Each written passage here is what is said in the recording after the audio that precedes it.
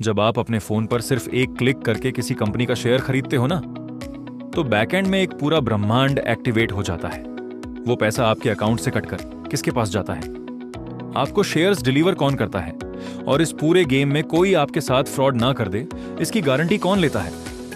Welcome to video 2 of our complete market course. आज हम समझेंगे how the stock market works behind the scenes.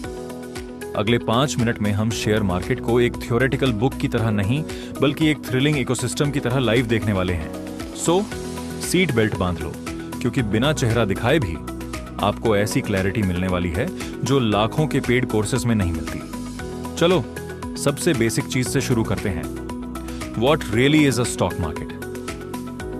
इसे समझने के लिए अपने लोकल सब्जी मार्केट या सुपरमार्केट को इमेजिन करो। वहां क्या होता है?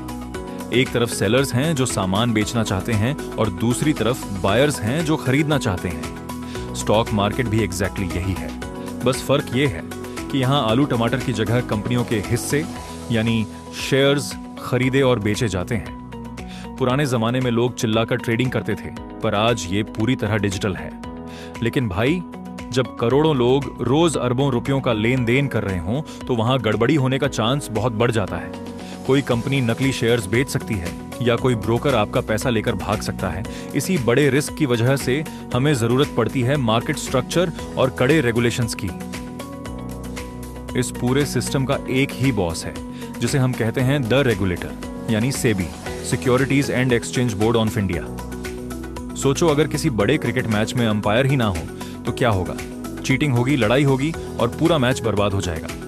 सेबी हमारे स्टॉक मार्केट का वही स्ट्रिक्ट अंपायर है। इसका काम बहुत सिंपल है, इन्वेस्टर्स के इंटरेस्ट को प्रोटेक्ट करना, मार्केट में किसी भी तरह के स्कैम या इनसाइडर ट्रेडिंग को रोकना और ये मेक श्योर करना कि हर खिलाड़ी नियमों के मुताबिक ही खेले। चाहे वो देश का सबसे बड़ा इन्वेस्टर हो या आपके मेरे जैसा एक बिगिनर, सेबी की नजर सब पर होती है।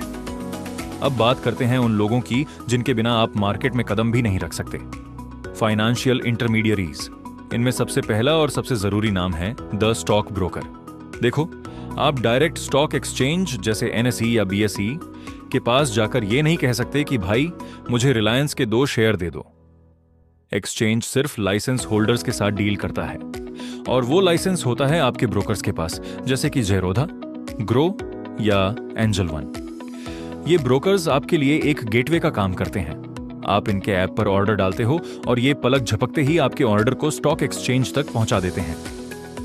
अब एक बहुत बड़ा कंफ्यूजन दूर करते हैं। कई लोगों को लगता है कि जो शेयर्स उन्होंने खरीदे हैं वो उनके ब्रोकर के पास पड़े हैं, लेकिन भाई ऐसा बिल्कुल नहीं है। अगर आपका ब्रोकर कल को बंद हो जाए तब भी आपके शेयर्स पूरी तरह सेफ हैं। क्यों? क्योंकि आपके शेयर्स स्टोर होते हैं डिपॉजिटरीज के पास।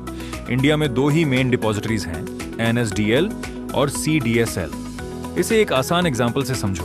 आपका ब्रोकर सिर्फ एक दुकान है जहां से आपने सामान खरीदा, लेकिन वो सामान रखा जाता है सरकारी तौर पर रेगुलेटेड एक बड़े लॉकर में, जिसे डीमैट अकाउंट कहते हैं। इसके साथ ही बैकएंड में क्लियरिंग कॉर्पोरेशन जैसे एनएससीसीएल और आईसीसीएल और बैंक्स काम करते हैं, जो ये पक्का करते हैं कि आपके बैंक अकाउंट से पैसा सही तरीके से कटे और सही सेलर के अकाउंट में ट्रांसफर हो जाए। तो भाई, अगली बार जब आप अपने ट्रेडिंग ऐप पर बाय का बटन दबाओ तो याद रखना कि बैकएंड में सेबी, आपका ब्रोकर, स्टॉक एक्सचेंज और डिपॉजिटरीज मिलकर सिर्फ कुछ मिलीसेकंड्स में आपके लिए काम पूरा कर रहे हैं। ये है हमारे फाइनेंशियल सिस्टम की असली ताकत। अब जब आप बैकएंड का पूरा ढांचा समझ चुके हो, तो अगले वीडियो में हम बात करेंगे सबसे एक्साइटिंग टॉपिक पर, द आईपीओ मार्केट्स। कैसे कोई नई कंपनी पहली बार मार्केट में आती है और कैसे लोग उसमें पैसे लगाकर मल्टी बैगर रिटर्न्स कमाते हैं। अगर इस वीडियो ने आपकी नॉलेज को थोड़ा भी बढ़ाया है तो चैनल को सब्सक्राइब करके बेल आइकॉन जरूर दबा देना। मिलते हैं अगले चैप्टर में।